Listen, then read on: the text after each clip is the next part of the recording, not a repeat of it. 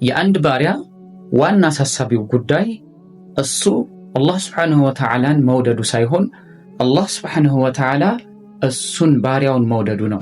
እንደዚህ አይነት ፕሮግራሞችን እንደዚህ አይነት መልእክቶች እንዲደርሳችሁ በመጀመሪያ ላይ ይህንን ቻናል ፎሎ፣ ላይክ እንዲሁም ኮፒ ሊንክ ማድረጋችሁን እንዳትረሱ። አያችሁ ሁሉም ሰው አላህ Subhanahu Wa Ta'ala እወዳለሁ ይላል። ለዚህም አላህን እንደሚወድ በተለያዩ ተግባሮች ይናገራል። ነብዩ ሰለላሁ ዐለይሂ ወሰለምን እከተላለሁ ይላል።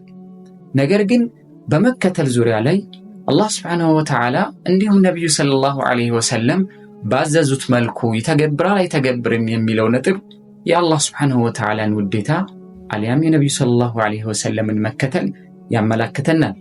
አያችሁ የአላህ Subhanahu Wa Ta'ala ውዴታ በባሮቹ ላይ ጋራንትድ የሚሆነው ባሮቹ እሱ ባዘዛቸው መልኩ ሲተገብሩ ብቻ ነው። አንዳንዱ ባሪያ ግዴታን ብቻ ሰርቶ ሱናን የማይሰራ ይኖራል። አንዳንድ ባሪያ ሱናውንም ሰርቶ ግዴታውንም ይጨምራል።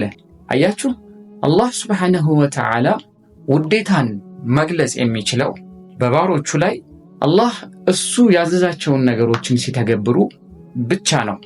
ለዚህም ነው ነብዩ ሰለላሁ ዐለይሂ ወሰለም በአንድ ሐዲሳቸው ካነ ሚን ዱዓኢ ዳውድ ዐለይሂ ሰላም يقول اللهم إني أسألك حبك وحب من يحبك وعمل الذي يبلغني حبك ጌታዬ ሆይ ያንተን ውዴታ እጠይቅሃለሁኝ አንተም የምትወዳቸውን ባሮች ውዴታንም ጭምር እጠይቅሃለሁ ብለው ዱዓ ያደርጋሉ ብለው እንደነገሩን ማለት ነው።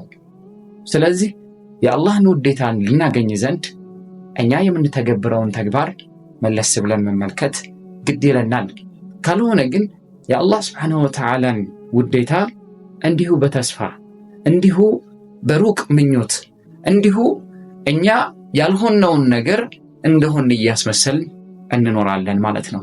ስለዚህ ራሳችንን ተመልክተን አላህ Subhanahu Wa Ta'ala ከሁሉ ባሮቹ ውስጥ ከሚወዳቸው ባሮቹ ውስጥ ነን አይደለሁም የሚለውን በተግባራችን ዘወር ብለን መመልከት ግድ ይለናል ማለት ነው። ወሰላም